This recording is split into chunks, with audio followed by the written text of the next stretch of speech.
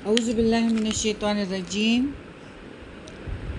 बिस्मिल्लाहिर्रहमानिर्रहीम। सूरह तौबा इंशाअल्लाह हम 25वीं आयत आज पढ़ेंगे। हमने सूरह तौबा में हुनैन का ज़िक्र है, ग़ज़वे तबूक का ज़िक्र है और 6 शव्वाल 8 हिजरी को नबी करीम सल्लल्लाहु अलैहि वसल्लम ने मक्का से कूच किया। फिर आज आप सल्लल्लाहु अलैहि वसल्लम को मक्का में आए हुए 19वां दिन था और 12,000 की फ़ौज आपके हमरकाब थी। 10,000 वो जो फ़तेह मक्का के लिए आप सल्लल्लाहु अलैहि वसल्लम के हमरा तशरीफ़ लाई थी और 2,000 मक्का के बाशिंदे थे, जिनमें अक्सरियत नौ मुस्लिम मुसलमानों की थी। नए नए मुसलमान हुए थे। नबी करीम सल्लल्लाहु अलैहि वसल्लम ने सफ़ियान बिन उमैया से 100 ज़रे और कुछ आलात औज़ार उधार लिए और आताब रज़ियल्लाहु तआला अन्हु को मक्का का गवर्नर मुकर्रर किया। दोपहर के बाद एक सवार ने आकर बताया कि मैं फ़लाँ पहाड़ पर चढ़कर देखा तो क्या देखता हूँ कि बनु हवाज़न सब के सब ही आ गए हैं। इनकी औरतें, चौपाए और बकरियाँ सब साथ लाए हुए हैं। नबी करीम सल्लल्लाहु अलैहि वसल्लम ने मुस्कुराया और फरमाते हुए फरमाया, ये सब इंशाअल्लाह कल मुसलमानों का माल गनीमत होगा। रात आई तो हज़रत अनस रज़ियल्लाहु तआला अन्हु ने रज़ाकाराना तौर पर संतरी के फ़राइज़ अंजाम दिए। हुनैन जाते हुए लोगों ने बेर का एक बड़ा सा हरा दरख्त देखा जिसको ज़ात अनवात कहा जाता था। मुशरिकीन इस पर हथियार लटकाते थे, इसके पास जानवर ज़बह करते थे, वहाँ दरगाह और मेले लगाते थे।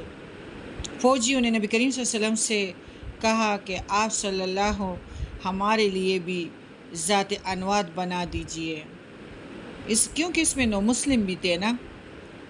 जैसे इनके लिए ज़ात अनवात है, एक हरा दरख्त है, ये लोग इधर डाल रखते हैं, तरवाले लटकाते हैं। तो नबी करीम सल्लल्लाहु अलैहि वसल्लम ने फरमाया, अल्लाहु अकबर, इस ज़ात की कसम जिसके हाथ में मोहम्मद सल्लल्लाहु की जान है, तुमने वैसे ही बात कही जैसी मूसा अलैहिस्सलाम की कौम ने कही थी।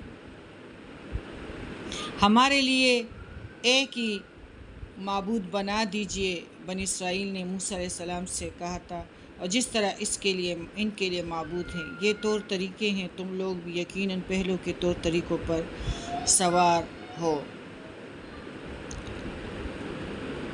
फिर इसी तरह मंगल और बुध के दरमियानी रात 10 शव्वाल को नबी करीम सल्लल्लाहु अलैहि वसल्लम पहुँचे और इसी तरह रात की तारीकी में इस वादी के अंदर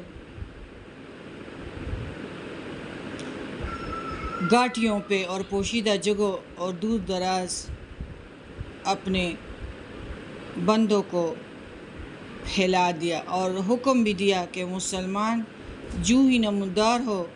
और इन लोगों ने और फिर इसी तरह मुसलमान भी हर जगह अभी नहीं थे और बनु हवाज़न भी फैल गए और उसके बनु हवाज़न के सरदार ने कहा कि जिस तरह मुसलमान तुम लोगों को नज़र आए तो इन्हें तीरों से चलनी कर देना और इन पर एकदम इकट्ठे टूट पड़ना। ये लोग तीरंदाजी में बड़े माहिर थे।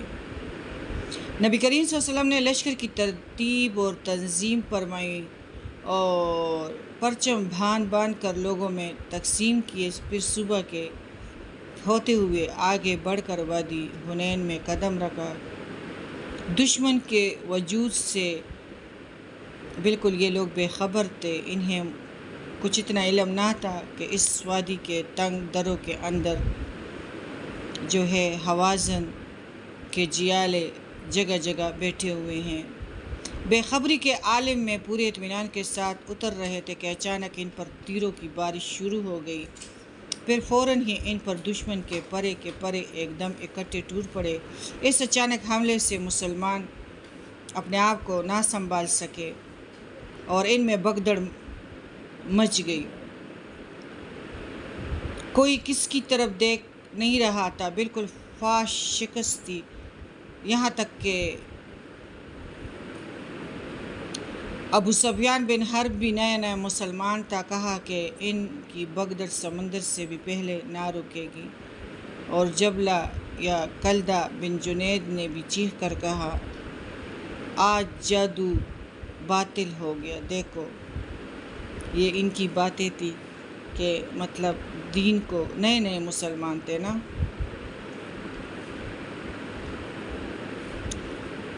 پھر اسی طرح بھاگ دوڑ ہو رہی تھی اور اعراب بھی بھاگے اور لوگ بھی اسی طرح۔ نبی کریم صلی اللہ علیہ وسلم نے دائیں طرف ہو کر پکارا، لوگوں میری طرف آؤ، میں عبداللہ کا بیٹا محمد ہوں۔ اس وقت اس جگہ آپ کے ساتھ چند مہاجرین اور اہل خاندان کے سوائے کوئی نہیں تھا۔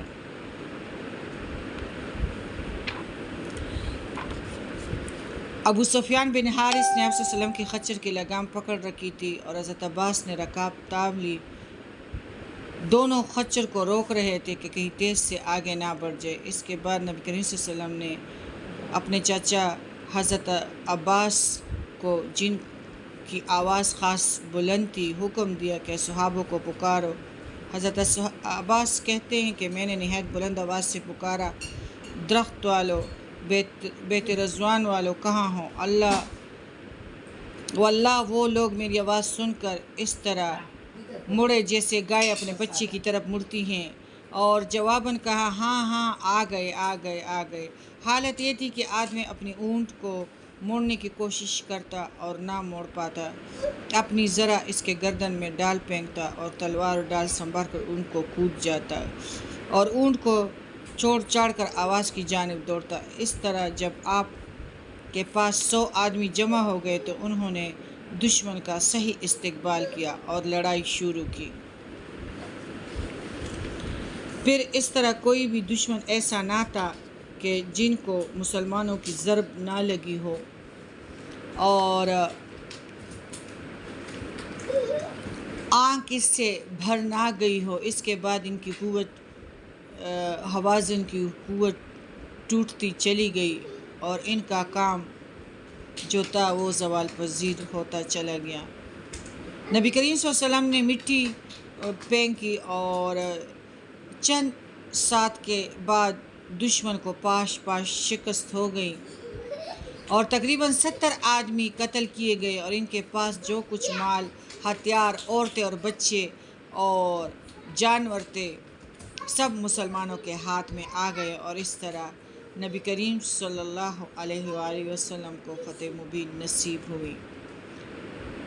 اسی طرح اس میں غزوہ طائف کا بھی ذکر ہے کہ پھر طائف کی طرف یہ گئے، اور اسی طرح ہمارا غزوہ تبوک، یعنی اسلامی جب غزوہ تبوک کی طرف جب یہ خیمہ زن ہوئے ہیں رومیوں سے دو ہاتھ کرنے کے لیے، مسلمان تیار تھے۔ نبی کریم صلی اللہ علیہ وسلم نے اہل لشکر کو مخاطب کر کے نہایت بلیغ خطبہ دیا اور آخرت کی بلائی کی رغبت دلائی اور اللہ کے عذاب سے ڈرایا اور اس کے انعامات کی خوشخبری بھی دی۔ اس طرح فوج کے حوصلے بلند ہو گئے۔ مسلمانوں کو بڑے سخت جو تھا یہ تبوک والا، تو اس میں بھی مسلمانوں کو فتح نصرت، یعنی ان میں لڑائی تو بالکل نہیں ہوئی۔ ان لوگوں پہ اللہ تعالیٰ نے رعب طاری کیا اور خود ہی سرداران نبی کریم صلی اللہ علیہ وسلم کی خدمت میں حاضر ہوئے اور ٹیکس کی ادائیگی منظور کی اور پیش کی کہ ہم ٹیکس ادا کریں گے، اور مسلمان کے ساتھ ہم نے صلح کا معاہدہ کیا۔ اسی طرح مسلمان جو تھے وہ یعنی جیت گئے، اور نبی کریم صلی اللہ علیہ وسلم نے بسم اللہ کا پروانہ امن تیار کیا۔ اس میں یہ تھا کہ یحنا یعنی روم کے جو تھے یحنا بن روبا اور باشندگان ایلیا کے لیے خشکی اور سمندر میں ان کی کشتیوں قافلوں کے لیے اللہ کا ذمہ ہے، اور محمد صلی اللہ نبی کا ذمہ ہے، اور اسی طرح ان کی حفاظت کا ذمہ اور ٹیکس دینے کے لیے مسلمانوں کے لیے تیار ہو گئے۔ اسلامی حکومت وسیع ہوتی گئی اور اسلامی حکومت کی سرحدیں وسیع ہو کر براہ راست روم سرحد سے جا ملی، اور رومیوں کے اعلی کاروں کا بڑی حد تک خاتمہ بھی مسلمانوں نے کیا۔ اسلامی لشکر تبوک سے منصور واپس آیا، کوئی ٹکر نہ ہوئی، اللہ کے معاملے میں مومنین کے لیے کافی ہوا۔ البتہ راستے میں ایک جگہ ایک گھاٹی کے پاس 12 منافقین نے نبی کو قتل کرنے کی کوشش کی۔ اس وقت آپ صلی اللہ اس گھاٹی سے گزر رہے تھے، اور آپ صلی اللہ علیہ وسلم کے ساتھ حضرت عمار تھے جو اونٹنی کے نکیل تامے ہوئے تھے، اور حضرت حذیفہ تھے جو اونٹی ہانک رہے تھے۔ اس وادی سے گزر رہے تھے کہ منافقین نے اس موقع کو اپنے ناپاک مقصد کے لیے غنیمت سمجھا اور آپ کی طرف قدم بڑھایا، اور اسی طرح جس طرح منافقین کی قدموں کی چاپ سنائی دی گئی تو حضرت حذیفہ ان کی جانب بڑھا، اور انہوں نے ان کی سواریوں کے چہروں پر اپنا ایک ڈال سے ضرب لگانی شروع کی، جس سے اللہ نے انہیں مرغوب کر دیا اور وہ تیزی سے بھاگ کر لوگوں میں جا ملے۔ اس کے بعد نبی کریم صلی اللہ علیہ وسلم نے ان کے نام بتا دیے اور ان کے ارادے سے بھی ان کو باخبر کیا کہ یہ لوگ مجھے ختم کرنا چاہ رہے تھے۔ اس لیے حضرت حذیفہ کو نبی کریم صلی اللہ علیہ وسلم کا رازدار بھی کہا جاتا ہے۔ اس واقعے سے متعلق اللہ کا یہ ارشاد نازل ہوا، وَهَمُّوا بِمَا لَمْ يَنَالُوا، انہوں نے اس کام کا قصد کیا جسے وہ نہ پا سکے۔ غزوہ تبوک کے خاتمے پر سورہ توبہ میں ہے کہ جب دور سے نبی کریم صلی اللہ علیہ وسلم کو مدینے کی نقوش دکھائی پڑے تو آپ نے فرمایا، یہ رہا طابہ اور یہ رہا احد، یہ وہ پہاڑ ہے جو ہم سے محبت کرتا ہے اور جس سے ہم محبت کرتے ہیں۔ ادھر مدینے میں آپ کی آمد کی خبر پہنچی تو عورتیں اور بچیاں باہر نکلیں اور زبردست اعزاز کے ساتھ لشکر کا بچیوں نے استقبال کیا اور نغمے گائے، اور طلع البدر علینا من ثانیات الوداع وجب الشکر علینا ما دعا للہ داع،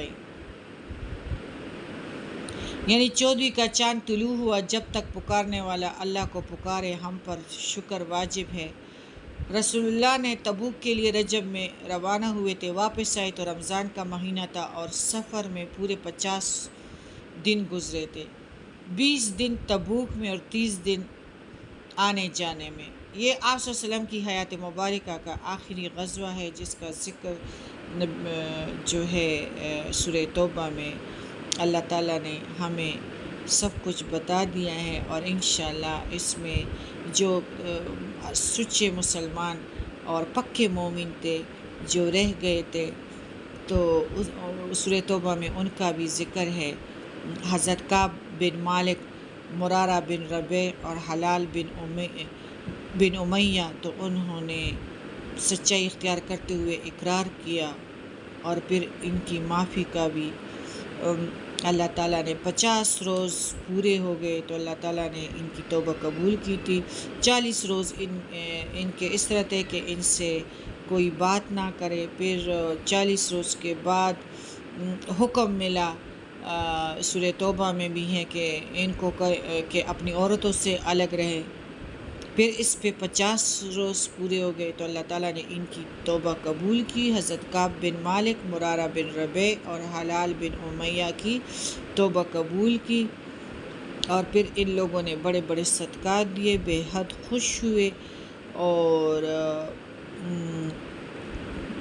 یہ ان کی زندگی کا جو تھا بہت ہی سب سے باسعادت دن تھا، اور ان لوگوں نے بہت ہی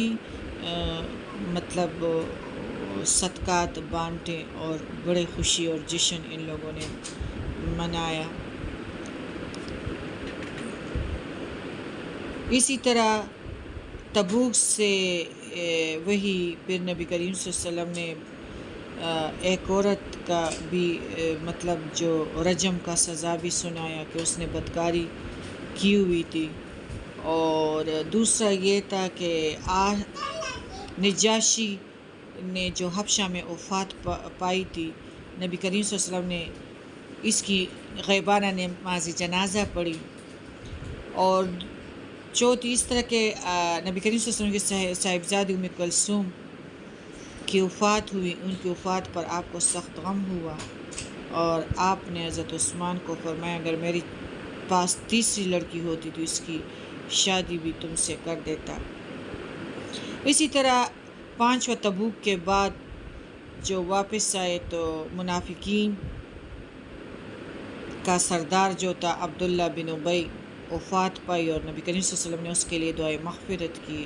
حضرت عمر نے پیارے نبی کو روکا، لیکن اس کے باوجود بھی اس کی نماز جنازہ پڑھی۔ بعد میں وہی نازل ہوئی، اس کے بعد حضرت عمر کی موافقت اور تائید کرتے ہوئے منافقین پر نماز جنازہ پڑھنے سے منع کر دیا گیا۔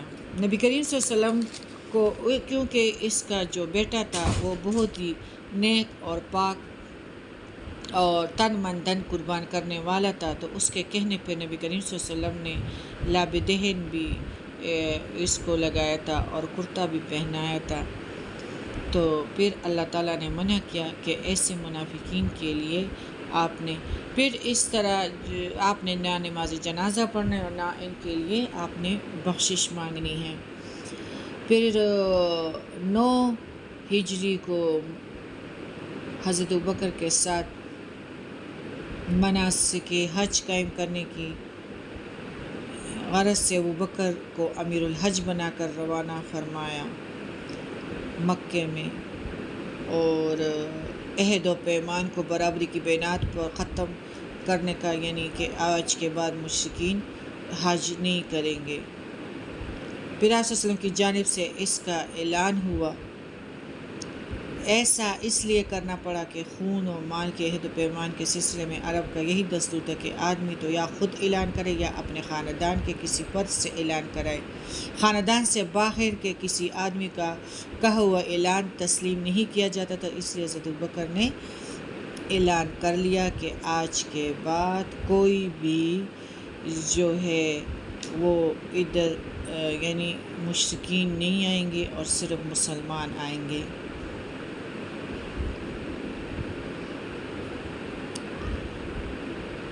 اللہ تعالیٰ نے ہمیں جو کچھ دیا ہے تو اس میں سب سے بڑا نعمت جو ہے وہ اسلام ہے، اور اللہ تعالیٰ نے ہمیں اس لیے بخشنے کا وعدہ کیا ہے اور ہمیں کشادگی دی ہے کہ ہم کو مسلمان بنایا ہے۔ اللہ تعالیٰ نے ہمیں تنگی سے نکال کے کشادگی کی طرف لائے ہیں، اور اندھیروں سے نکال کے نور کی طرف اللہ تعالیٰ نے ہمیں نکالا ہے، لیکن ہم پھر بھی اس کے پیچھے دوبارہ سے پھیر رہے ہیں پیارے نبی کے سنتوں سے، اور اللہ تعالیٰ نے جو ہمیں فائدے کی چیزیں دی ہیں، اور اسی وجہ سے زمین کشادگی کے باوجود دوبارہ سے مسلمانوں پہ تنگ ہو رہی ہیں، یہ اس لیے کہ ہم سنتوں سے دور ہیں، اور سنتوں سے جو بندہ دور ہو جائے تو وہ تسکین سے بھی دور ہو جاتا ہے۔ تو اللہ تعالیٰ ہمارے 25ویں میں فرماتے ہیں یقیناً لقد نصرکم اللہ فی مواطن کثیرۃ ویوم حنین اذا